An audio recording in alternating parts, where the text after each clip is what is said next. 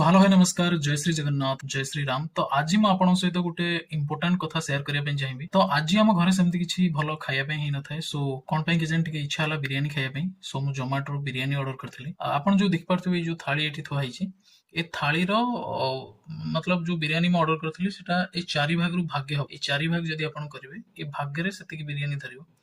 सो मैं आपको देखुँ कि बिरियानी रे गोटे मतलब जो भात आपण गोटे चामच रे आनंदी मोस्टली सेही चामच रे 2 चामच हबो बिरियानी सेही सेतिकी बिरियानी रे आपण देख पारथबे केते ऑयल। देखंतु जदि आपण ए ऑयल को मतलब किसी एमती पिला अछंती डेली डेली बिरियानी खाउछंती सप्ताह रे 2-3 थर खाउछंती तो जदि ए टाइप रो कंजम्पशन रहिबो आपण बॉडी रे ऑयल तो कार्डियक प्रॉब्लम आप कोठी भी जाउनी मतलब आपण वेलकम करछंती कार्डियक प्रॉब्लम को। ଆଉ ତଥା କାର୍डिଆକ୍ ପ୍ରୋବ୍ଲେମ କେବଳ ନୁହେଁ ଆଜିକାଲି ବହୁତ ପିଲାଙ୍କୁ ଫ୍ୟାଟି ଲିଭର ହଉଛି ଅଣ୍ଡର ଏଜ୍ ପିଲାଙ୍କୁ ଓଭର ଏଜ୍ ଲୋକଙ୍କୁ ବି।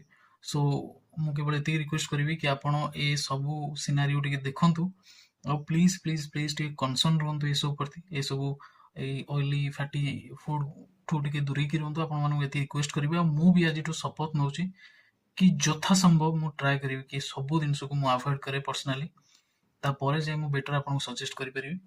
सो एई वीडियो आपन टिके मत टिके लागिला कि आपन सहित शेयर करबा जरूरी।